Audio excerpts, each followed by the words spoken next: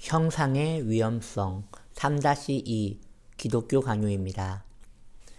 여섯 번째, 형상은 하나님에 대한 교과서라는 것을 반박하는 교부들의 가르침.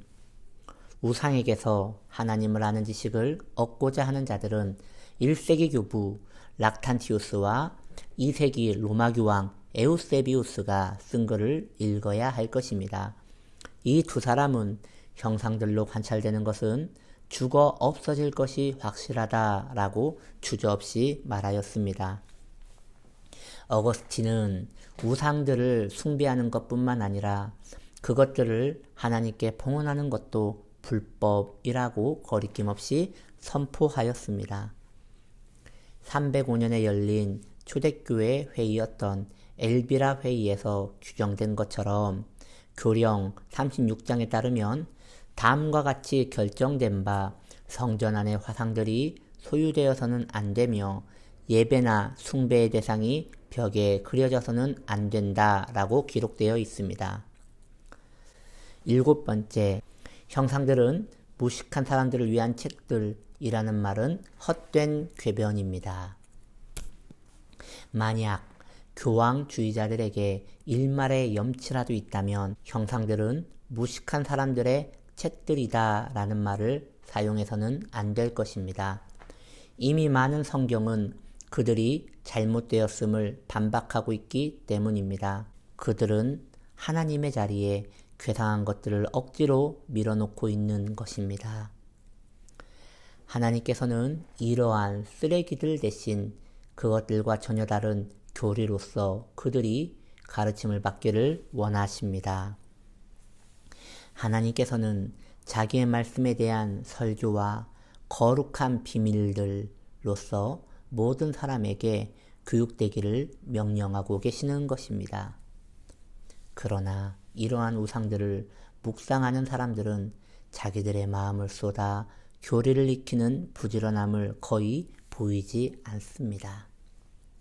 교황주의자들이 일컫는 오직 우상들로부터만 가르침을 받는 것이 허용된 무식한 사람들이란 누구를 가리키는 것일까요? 바로 주님께서 자기의 제자들이라고 인정한 사람들입니다. 하나님께서 자기의 계시로 귀하게 만들어준 사람들입니다. 하나님께서 하늘나라의 비밀들로 교육받기를 원하시는 사람들입니다. 형상 같은 것이 아니고는 교육을 할 수 없다고 말하는 이 가르치는 사람들은 교회들을 다스리는 권세를 우상들에게 이양하고 자기들은 침묵을 지키고 있는 것입니다. 바울이 전한 복음은 참됩니다. 그는 말하기를 그리스도가 죽으신 이유는 십자가에서 우리의 저주를 참으셨기 때문이고 자기 몸을 희생제물로 드려 우리의 죄들을 속해주시기 위함이며 죄들을 그분의 피로 씻어주시기 위함이며 끝내는 우리를 하나님 아버지와 화목하게 하시기 위함이라고 하였습니다. 우리는 이러한 가르침을 순수하고 충실하게 마음에 새겨야 할 것입니다. 이 진리 배우기에 게을러 수많은 십자가들이 나무나 돌이나 은이나 금으로 만들어져 교회 여기저기에 세워져야 한다는 것은 안타까운 일입니다. 여덟 번째, 우상들의 기원은 마음에 품은 것을 표현하고 그 표현된 것을 믿는 데 있습니다. 우상들의 기원을 다룸에 있어서 외경의 하나인 지혜서의 말씀을 모든 사람들이 동의하여 받아들이고 있습니다. 지혜서 14장 15절로 16절에 보면 우상의 조성자들은 그 영예를 죽은 자들에게 돌리고 그 죽은 자들에 대한 기억을 미신적으로 예배하는 자들이었다 라고 말하고 있습니다. 인간의 마음은 사실상 우상들을 만들어내는 공장과 같습니다. 마음으로는 우상을 잉태하고 손은 그것을 잉태하는 것입니다. 사람의 마음에는 교만과 무모함이 가득합니다. 그래서 자신의 이해력을 쫓아 감히 하나님을 형상화하려 합니다. 그리고 그 어리석은 환영을 하나님으로 품습니다. 사람은 자기가 내적으로 품은 것을 자기의 작품 가운데 표현해 감행합니다. 이스라엘 사람들의 모습에서 볼 수 있듯이 사람들은 하나님께서 자기 자신을 육체적으로 제시하지 않는 것에 순응하지 않습니다. 보이는 하나님에 대해서만 믿으려 합니다. 이것이 바로 우상 숭배의 기원이 되는 것입니다. 이스라엘 백성들은 자신들이 경험한 그 수많은 기적들을 하나님께서 하셨다는 것을 알고 있었습니다. 그러나 하나님의 모습을 형상으로 눈에 보지 못하는 이상 하나님께서 그들과 함께 계심을 확신하지 않았습니다. 육체는 육체를 닮은 어떤 가공물을 손에 넣어 그 안에 하나님의 형상이라도 있는 듯이 위로를 얻기 전까지는 항상 불안에 떱니다. 사람들은 천지 창조 때부터 거의 모든 세대에 걸쳐 눈먼 욕정에 복종하기 위하여 상징물을 세웠고 자기들에게 보여지는 하나님을 믿었습니다. 9번째, 우상 숭배는 우상 안에 없는 신성을 예배하는 것입니다. 사람들은 자기들이 만든 형상들 속에서 하나님을 응시한다고 여겨지면 그것들에게 예배하려 할 것입니다. 모든 사람들은 자기들의 마음과 눈을 그것들 속에 고정한 채 그것들 속에 마치 어떤 신성이라도 들어있는 것처럼 압도되어 그것을 찬미할 것입니다. 그들이 그렇게 하는 이유는 우상들을 신으로 간주해서가 아닙니다. 그것들 가운데 신성의 어떠한 힘이 내주하고 있다고 상상하고 있기 때문입니다. 이렇듯 하나님을 표상하는 것들에게 경의를 표하고 무릎을 꿇을 때 그들은 이미 어떠한 미신적인 것에 현혹되어 있는 것입니다. 그들은 하나님을 형상으로 만들어 놓고 그곳에 자신들이 상상하는 하나님을 묶어 놓고 그 하나님을 숭배합니다.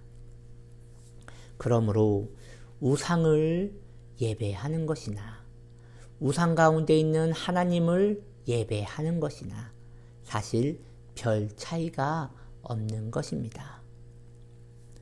하나님의 영예들이 우상에게 표현되어질 때 그 예배가 어떤 식으로 드려지든 그것은 언제나 우상 숭배인 것입니다. 하나님께서는 미신적으로 예배받으시기를 원하시지 않으십니다. 그러므로 우상에게 부여되는 모든 것들은 무엇이든 하나님께 돌아가야 할 것을 빼앗는 것입니다. 옹색하게도 서글픈 변명들을 찾고 있는 저 사람들은 형상들은 신들을 대신하는 것은 아니다 라고 변명합니다. 그러나 유대인들도 그러했습니다. 그들은 금송아지를 만들기 전에는 하나님께서 여전히 보이지 않으셨지만 하나님께서 그들을 애굽에서 구원하셨다는 것을 늘 인식하였습니다. 그러나 아론이 금송아지를 만든 후 이것이 너희를 애굽 땅에서 인도하여 낸 너희의 신이로다 라고 말했을 때 그들은 뻔뻔하게도 그 말에 동의했고 그 송아지 안에서 하나님을 볼 수만 있다면 그 보이는 하나님을 섬길 의지를 가졌습니다. 우리는 이방인들이 미개하기 때문에 나무와 돌들을 하나님같이 섬겼다고 생각하면 안 될 것입니다. 그들도 우상은 만들었지만 그것들을 통해 마음속에 있는 신과 가까이 할 수 있다고 믿은 것입니다. 결국 형상에서 자신의 신을 상상하여 내는 것이지요. 어거스틴은 자기와 동시대에 살았던 우상 숭배자들의 변명을 기록하였습니다. 우리는 가시적인 것을 섬기는 것이 아니라 그 안에 있는 비가시적으로 내주하고 있는 신성을 예배하는 것이다. 그들은 이렇듯 하나님에 대한 왜곡된 모방을 탐닉한 것입니다. 그래서 하나님께서 이 형상들 가운데서 자기의 힘을 발휘한다고 상상하였던 것입니다. 유대인들도 자기들이 만든 우상들 아래에서 감화를 받았고 그 우상으로 말미암아 영원하신 하나님을 예배하였다고 생각하였습니다. 그러나 유대인들을 하나님께서는 선지자들을 통하여 책망하셨습니다. 이방인들도 자기들이 만든 신들이 거짓이라는 것을 인정하면서도 그것들이 하늘에 거주하고 있다는 상상 가운데 그것들을 예배하였습니다. 유대인의 예배나 이방인의 예배나 결국 오늘날 교황주의자들이 섬기는 형상 숭배와 같은 개념인 것입니다.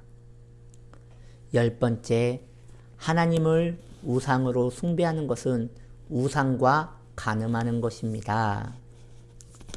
어거스틴은 말하길 실로 우상을 응시하며 기도하거나 숭배할 때 그것이 자기의 소리를 들을 것이라고 생각하지 않거나 간구하는 것은 무엇이든 수여된다고 소망하지 않는 사람은 아무도 없을 것이다 라고 하였습니다. 이 말은 참됩니다. 물론 그들은 자신들은 우상을 우리의 신이라고 부르지는 않는다고 항변할 것입니다. 그러나 선지자들은 성경 여러 곳에서 그 옛날 유대인들과 이방인들을 향하여 그들도 그렇게 하지 않았음에도 그들이 나무와 돌과 간음하고 있다고 비난하였습니다. 예레미야 2장 27절 그들이 나무를 향하여 너는 나의 아버지라 하며 돌을 향하여 너는 나를 낳았다고 하고 하박국 2장 19절 나무에게 깨어나라 하며 말하지 못하는 돌에게 일어나라 하는 자에게 화 있을진저. 이러한 일들은 오늘날 그리스도인이라고 여겨지기를 원하는 사람들에게 날마다 일어나고 있습니다. 즉 그들은 나무와 돌 가운데서 육체적으로 하나님을 숭배하고 있는 것입니다. 아멘.